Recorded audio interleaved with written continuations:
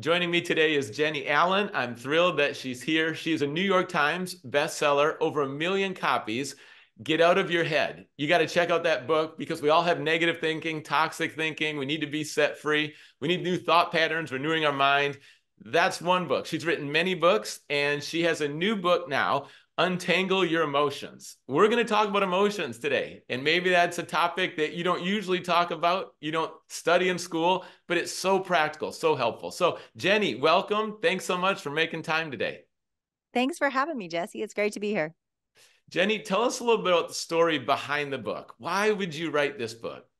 Well, first of all, I am a fixer. I am someone who wants to fix a problem, and probably a lot of men that are listening relate to that. I don't want to feel. Certainly don't want to feel negative emotions because I don't see the purpose. That's how it's been most of my life. I even asked my parents as I was working on this book. I said, my memory and recollection is I wasn't a very emotional kid. Is that correct? They were like, "Oh no, Jennie, you were a thinker. You were always thinking. Hmm. You always had really big questions, but you weren't a big feeler." And so fast forward to where I am today, I write Get Out of Your Head, and it is a book about controlling our thoughts. And it is helpful. And it is encouraging because you think, "Wow, I have power over this." Yes. And then you move into the realm of emotion. And I realized pretty quickly in the last 2 years, as I've been meeting with a cohort with a counselor, we're doing kind of like a group counseling session once a month. And I'm in this group and I'm realizing pretty quickly that, wow, they're going to pull on this thread Hmm. that I have of sadness, of fear, of anger, even. And if they pull on it, I don't know what's going to happen. And so as I went through that process for the last few years with them, that has brought me to just a whole other understanding that while our thought lives can in so many ways be controlled and that we have authority over those, our emotional lives are not meant to be fixed. They are meant to be felt. And that revelation, accompanied with an entire lifetime of hearing many people say to me, emotions are dangerous, emotions aren't trustworthy, emotions will lead you off a cliff. Hearing messages like that led me to, this is a really important subject, and maybe we've gotten our views wrong on this. Such a good word. Emotions are meant to be felt, not fixed. And I think people can relate. We're fixers. We like solutions. We dive right to that. It's easy to stuff emotions. I know that was my Yeah. pattern as well. And sometimes in society, there's a message that, emotions aren't helpful and you need Yeah. to be in control. You need to lead strong. You need to man up, right? And we just keep pushing them and pushing them back. They're in the trunk, but they don't stay in the trunk. They start to, they're suppressed and then they start to affect us in negative ways. So, Let how, me how just do you say this. overcome those messages from society? Well, all those that are fixers like me, or that say, yes, I'm really good at stuffing and I'd like to continue, or even maybe you're someone who would say, I'm not a very emotional person, so this doesn't apply to me. I'm going to challenge all of that. We were built by an emotional God to be emotional creatures in his image. That is just a fact. You can express it or not express it any way you want. But within you, from the time you came out of the womb, you felt things, you felt emotions, and you do today, but we decide what to do with those, right? And so the stuffing probably for most people works for a long time. It did for me. It works for a long time till it doesn't. But I would say this is one test, is do the people around you, would they say you're emotionally healthy? If you ask your spouse, if you ask your kids, if you ask your parents and say, am I an emotionally healthy person? Because they see, even if you think you're doing an effective job of stuffing it, it's coming out sideways somewhere. And the people, you may think you're doing great, but the people around you largely probably will pick up. And it matters to us. I know everyone listening would say, all of you would say, I care about my relationships. I don't want my kids to grow up feeling my passive aggressiveness. I don't want my kids to grow up feeling me be short with them all the time. I want them to feel loved and whole and safe. So all of us have that desire. And I would just say this, don't be too hard on yourself. If you're someone who it does come out sideways a lot, there's a reason for that. And the great compassion of God, and certainly my compassion for you in this moment, is that there is a there is a path he built for you with that, but it is not to control or to cope or to conceal it. It is to work through it and is to process it, so that God's greatest purpose for it is to connect you to him and to connect you to other people. And that connection comes, even though we're afraid of our emotions, they actually provide tremendous gifts in our lives if we wouldn't be so afraid of them and we wouldn't judge them so harshly. That's right. And what I'm hearing is personally, you're growing a lot in this area and you're sharing the difference it's made in your life because we are emotional. We have blind spots. I love that. Check in with the people who know you best and let's hear from them too. And even that process, someone's going to need to be transparent, kind of vulnerable. And opening up is not easy to do in this area. To really feel like this is valuable, this is helpful. I know in my own experience, I was a professional soccer player, tragic illness while I was overseas. I was fighting for my life for a year, took 10 years to fully recover. And I was someone that didn't really cry. I stuffed my emotions, but that trial was so big. It's like I had to enter into some new coping ways. And pouring up my heart to God in prayer, letting people in, that was not something I was comfortable with. I hated mourning. It's like, why grieve? Why mourn? Like, I don't want to do that with life, waste any time. But you write in the book that there's actually science that backs this up about how valuable it is to let people in, to share what we're going through and those feelings. Maybe there's some people listening right now who are skeptical and they're just like, oh, we're talking emotions and feelings and they want to hear science. Can you bring some science and Sure. that perspective too? Yeah. I am just like them, by the way. I needed to hear why. I even went to our very first session with our counselor and my arms were folded. Everybody in the room would tell you I was so turned off to the whole process. And they said, you just kept asking, but why? Like, why revisit these moments that have been hard in our lives? Why feel sad? Why all this? So I get it. But I will say that, the science is really compelling, that you are most likely to feel the effects of trauma in your life for decades to come, for the rest of your life, potentially, if you are alone in trauma. Well, the way that we are not alone in trauma is to share our emotional experience with someone. And you can even retro that. So if someone, a child, even if it was you at 12 years old, goes through something very difficult and you've never told anyone, or maybe you did tell people, but you didn't let them grieve with you about that, and you really haven't grieved yourself about that, that 12-year-old shows up. And I can attest to this. There was a fear in my life, and every time it would come up, my 40-something self would act like a 12-year-old. That was the age I would have diagnosed how I was acting and feeling about that subject. Now, I'm a very mature 40-something that leads a large organization that is very capable of handling all kinds of situations. And I largely act like a 40-something. But when this little thing triggered me, I became a 12-year-old. And so what my counselor did was like, let's go back and remember when you first felt that way, the way you feel this pressure, this anxiety that you feel. Let's go back and let's remember when you first felt that. And when I went back to that moment, it was so vivid. I mean, vivid. I remember what I was wearing. I remember where we were sitting. I remember what was said. I remember what I felt. I remember everything about that moment. I go back to that moment. And he's like, I want to invite you to share that moment with people that love you. And I was like, why? This just feels stupid. It feels pointless. Why do this? So I did it. So I would share this thing. And I'm not kidding you. It was like magic. I mean, not months, not years, days later, I am in some situation that would have typically evoked an anxiety response that I had been feeling for years. And I did not feel anxious. I felt shocked. I felt like waves of surprise. And I literally went back to my counselor. I was like, what voodoo was that? Like, what happened? And guys, it's just simple science. I was not alone any longer. That 12-year-old part of me that still shows up, it just does. Because our memory is actually attached to emotion. So when you felt emotion as a child, whatever it was, anger, fear, most of your memories from your childhood are attached to a strong emotion. That's how our brain actually catalogs and remembers things. So when you go back to that moment, you feel that with someone that loves you. Even tonight, if you're having dinner with your spouse or a good friend, and you just say, when I was 12 years old or 10 years old, this thing happened, and I've never told anybody this. And then they listen empathetically. And at the end, and sometimes you have to coach them, sometimes you have to help them.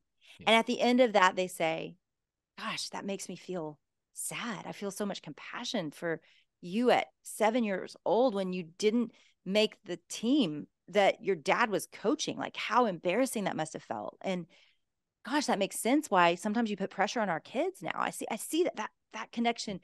All of a sudden you're in this really precious, wonderful, I know you all love that word, precious conversation, that is taking you deeper with the people you love and also healing parts of your brain. So the neural pathways, the way they heal, the way that you can actually take pathways that have been broken and heal them, the only way really is through being together in suffering. And what does that remind you of? It is mourn with those who mourn, right? Mm-hmm. That is a verse in the Bible. And God built our brains and knew that we needed to heal, to mourn with other people, and to have them mourn back with us. I love that. So insightful. And then the research. And it's important to look at research. I mean, there's research done that the quality of our life, it depends on our close connections and friendships, and even the longevity as well. Close friendships, connection. And we are, as you said, we're not just physical and intellectual, but we're spiritual and emotional. And that connection, I like how you said there's triggers in our lives. And we need to, when we have an overreaction, stop and think, okay, what did this trigger? Where's the trauma? What is this connected to? And then go there, because there's no healing until there's a revealing. And you go there, and that healing comes when you bring other people in, and that love and support. You mentioned childhood, and there's probably a range of people in terms of experiences who are watching right now, thinking through their own childhood, their parents. There's probably a culture at home around emotions. How do you kind of sort through what your parents created? You know, either we're going to stuff them, or we're going to be consumed by them, or how we're going to express them, and then transition into, like you said, you're in your 40s and really owning how you're going to respond in emotional situations. Right. And I've gotten it wrong so much. My kids would tell you that I've gotten it wrong so much. They're paying for, or I'm helping them pay for therapy now for how we got it wrong so often. So I just think there's so much grace for this, that we're all learning how to do this and unlearning ways that we've learned growing up. And so I grew up in a home where emotions just weren't rampant. My mom is Midwestern. My dad was a product of the military. Like, his family was big military family. And so they both they didn't have big emotions. I didn't have big emotions. And I remember when I was 7 years old, being in the back seat of the car coming back from my great grandmother's funeral. And nobody saw this moment. So nobody told me about this moment. It is just straight from my experience that I remember. And I remember looking up at the stars, and I remember just tears falling down my cheeks. And I remember thinking, I can't cry too loud because I don't want them to hear me, because I wasn't very close to my great grandmother, and they're going to judge that I shouldn't be crying because I didn't know her very well. That's what I told myself as a 7-year-old. And so at 7, I also told myself, though, that I was afraid of dying. And that was my first time to ever be around death. So now think of that little 7-year-old. Right. I think of her and I go, of course you were crying. You'd never seen death. You'd never been around death. You never thought about dying. You never thought about yourself dying. Of course you were crying in the back seat. And the best thing that could have happened is my parents would have heard me crying. They would have pulled over the car. They would have held me, and they would have said, of course you're sad. Of course. This makes so much sense. You've never seen death. Baby, I got you. I love you. You're not alone. Because what I was afraid of was dying alone. I mean, those were some deep thoughts for a 7-year-old, but we all come to that at some point. And so what I mean is that when you look at your life and what you learned, and again, my parents didn't intentionally teach me anything wrong. They didn't tell me, don't cry. I mean, they might have, but largely they weren't unsafe for me. But I had somewhere picked up the message that I wasn't supposed to be sad. And even though it was a very worthy, sad moment. So I think we do pick up those messages, and it's deeply affecting us. And that same part of me that felt embarrassed to cry then is embarrassed to cry now. If I started telling you something in my life that's grieving me, immediately I would want to say, I'm learning better. I'm so sorry. I would want to apologize. But what you would feel if you were sitting across from me and watching me cry is you would feel honored. You would feel compassionate. Yeah. You would feel connected to me. You would feel like that's the greatest gift you've ever given me. And guys, that's what we're missing out on. Mm-hmm. We're judging it and we feel sad and embarrassed that we feel these things. But the people that love us are waiting for it. The people that love us are wanting that because that gives them permission. And so what I do now that I didn't do most of my kids' childhood, but I've learned to do is when my kid comes home from, say, school and he asked a girl to his first dance and she said no, and he is devastated.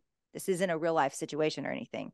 Just kidding. It just happened. Right. So he comes home, he's embarrassed, he's sad, and I want to beat someone up. I want to fix the Yeah. situation. I want to get him a new suit. I want him to look so fine for that dance and us to ask the prettiest girl and let's work this out. I stop, and rather than try to fix this situation, I grieve with my son and I tell him, of course you feel that way. And I feel sad with you. Mm-hmm. And that's a new road and it doesn't feel helpful, but the science would tell you it is healing parts of his brain because his mom feels sad with him rather than just fix a problem. That's it. And you're really changing generational patterns there as you think about the environment you grew up in and now what you're creating. And emotions, a lot of times, as you mentioned, it's linked to fear. We're afraid to go there. What if we get overwhelmed? What if we just stop functioning? Or what will people think of us? And as you pointed out, when we do open up and we're vulnerable, other people are honored that we trust them, that we feel safe enough, that we go Yes. there. And then they're part of that healing journey as well. And I'm grateful, you talked about counselors. I'm glad that you did. And because Yeah. a lot of people have a stigmatism like, oh, there's shame in that, you're weak. Like only, people that are extreme have to go to counselors, but counselors are a great No. gift. That's Yeah, it. they are. And I'm glad you said that. I do think they've served such a role in my husband and I's life. My husband struggled with depression multiple times in his life. And I mean, we just are so grateful for people that are trained and that can help with this. But I also believe that we can do better with our friendships and we can do better with the people in our lives. And so just a simple tool to give everybody today that you can use tonight when you get home with your kids or with your friends next time you're together is to say, to be curious, to ask, how did that make you feel? Because what we tend to do is we tend to talk about the circumstances of our lives, not what we feel about the circumstances of our life. And as soon as you ask the question, how did that make you feel? Now you aren't getting a news update. Now you're getting someone's real life, like what they're really feeling on the inside. You're getting into the depths of it. How did that make you feel? Super helpful question. Then when they answer you, and it may be awkward for them to do it, and they may have a hard time doing it because we don't live in that space very easily. When they answer you, then you say back, that makes me feel. What we typically say is that makes me think that you should da, da, da, da, da. Mm-hmm. But I want you to stop yourself. And I just want you to say, I feel sad when you tell me that, because that disappoints me too, that person was so harsh to you today. And whatever it is, when you feel that with them, again, something is happening neurologically that God built into us that is healing.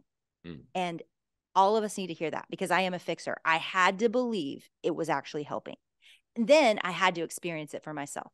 And so this is a new framework for relationships and conversations, but it is so life-giving to where everything else feels empty. Like once you experience this with people where you're talking in this way to each other, it just feels like a boring documentary when you're having a conversation about the weather and the circumstances. It's like, gosh, no, I want to know what those circumstances make you feel. It's just such a deeper way to live. It's great. I find that that's a challenge for solvers. And even in my own marriage, I'm thinking to myself as my wife's Totally. sharing, do you want me to solve this or bring a suggestion, or am I just listening? And this is empathy right now. Me And sometimes too. I'll even Right. ask, which way are we Yeah. going? But Right. overall, feelings are such an important connection. And, you talked about faith earlier as well. I mean, for me, I didn't grow up with any faith. I didn't believe in God. And then at Dartmouth College, I read the Bible. It was a sign for the first time. And now here's this new relationship. And I noticed that in the relationship with God, I had an image of God that he was only interested in the things that are going well in my life. And sometimes we have that perspective that other people only want to hear about the things that are going well. On social media, we try to present so well. The outside story looks so awesome. And when you're authentic, it frees other people to be authentic. And I think my security with God freed me up to be more authentic in relationships. Can you share how faith has played a part in your life as it relates to emotions? Sure.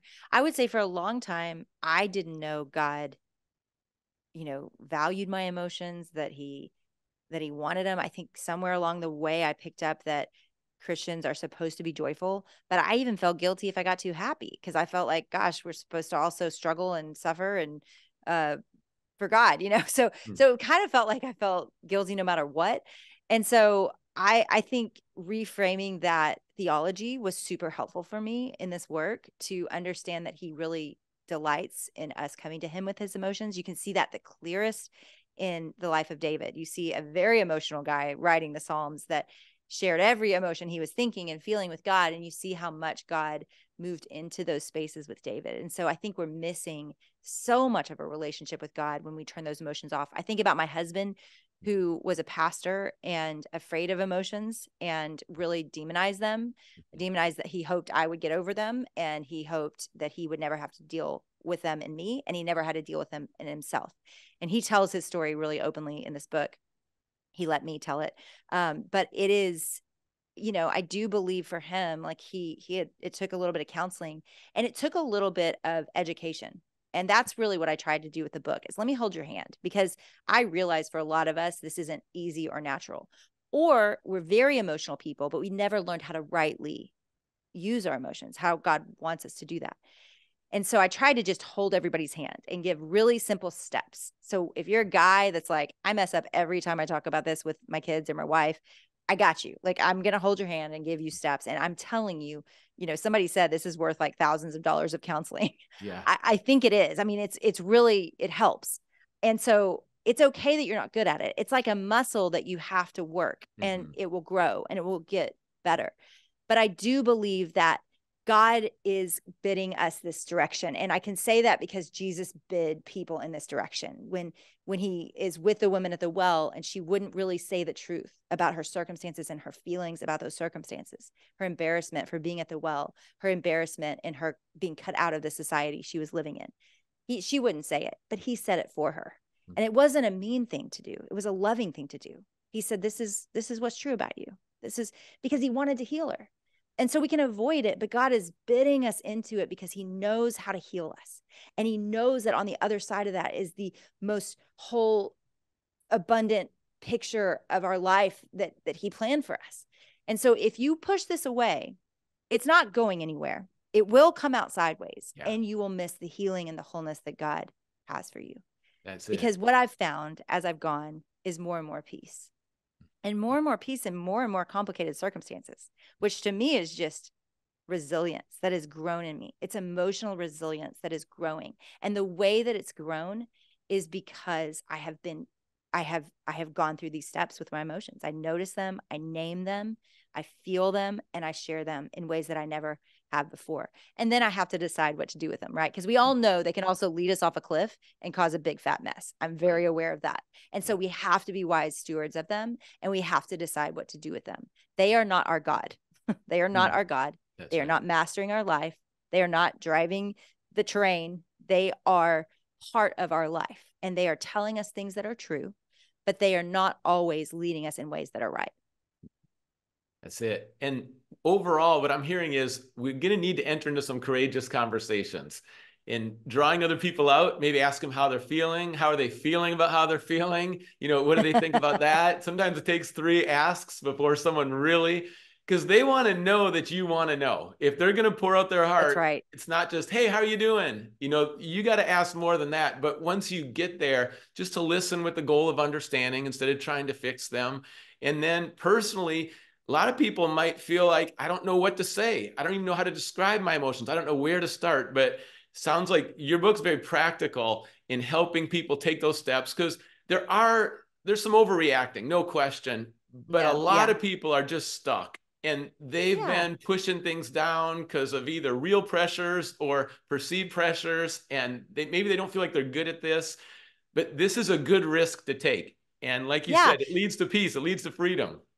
I hope a lot of men will read it. In fact, that's why I told my husband's story, because I knew they would, because I knew a lot of wives would say, you're going to read this.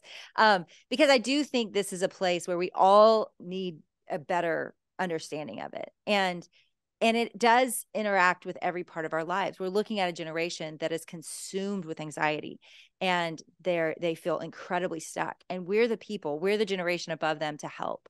And so we've got to be equipped, all of us, as you know, none of Yeah. us need a counseling degree to get better at this. We Mm-hmm. just need to look at how God built us and what the purpose is of these emotions, and to use them in ways that he designed them to be used. And when we do that, it does produce the goals you're after. It really does. It produces a more holistic you and a better friend, father, mother, sister, child, all of it. It just, Yeah. we begin to heal, and it changes everything.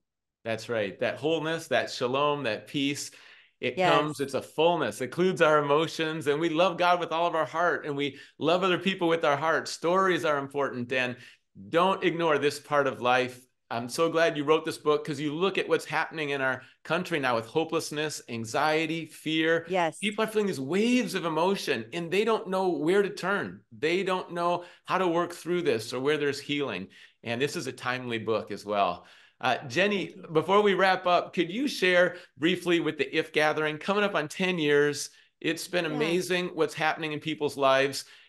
Might be people who are watching have no idea what that is. Just share the Yeah. why and what you've seen in terms of the fruit. Yeah. It's pretty amazing. So we brought together a lot of women in 2014, and it grew, and we opened it up where anybody could host around the world. So in some sense, it's as simple as a virtual conference, but honestly, it's bigger than that. All of these women lead their neighbors, their friends. We have 600 plus groups that are meeting on college campuses of college students that are gathered, and it's just taken on a life of its own. And so all over the world, we will come together for about 36 hours, and we will pray, and we will worship, and we will look at the scriptures and just say, God, what do you want for us in this generation? And it's just so beautiful. We've reached 176 countries, and it's just fun because we cross every denominational line. And I think there's just something really beautiful about coming together for just under the name of God, and to worship him for 2 days and together. And anybody can watch it wherever you are. It's ifgathering.com.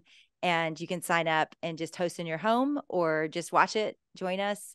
Plenty of men attend secretly as well, and are welcome to as well. It is certainly, the content is for anyone. Excellent. Thanks for your leadership. And, I want you to share that, because people might not have a sense as a founder, as a visionary, all the work you're doing around the world. And yet in this book, you're really giving us, it's not just the outside story, but the inside story. Yeah. And I think people really need to go there for the inside story, and they want to hear what's going on in your life, your family, Yeah. how you're working through it, different personalities. And we both have 4 kids, and some are very Yes. quiet, some are very expressive. And how does this actually play out for you? And again, thanks for being real, which you wouldn't be Yeah. anything but that, but it's so Yeah. valuable. Thank you. Thank you. That means a lot. Cause yeah, my feeling is we all need a lot of grace when it comes to this. We need a lot of grace. We need a lot of grace for the people in our family. We need a lot of grace for ourselves.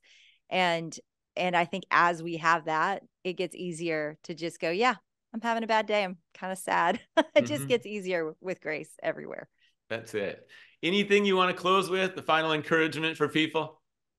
Well, I would just say, don't be afraid of this. I just talked to a girl today that had just finished reading the book, and she said, "Gosh, I feel so much hope. I left the book feeling, I was smiling and I was hopeful." And so this isn't something to be afraid of. I think it feels like a giant abyss, like you're standing over the edge. If I go here, it's just I'm going to fall in, and who knows what's going to happen. Yeah. But I promise you, on the other side is just more joy and peace and hope. And I believe really the kind of relationships God intended for us. Excellent. Untangle your emotions. That's the book. That's what we want to do. So we have freedom and peace. Thanks so much, Jennie, for joining us today. Thanks for having me, Jesse.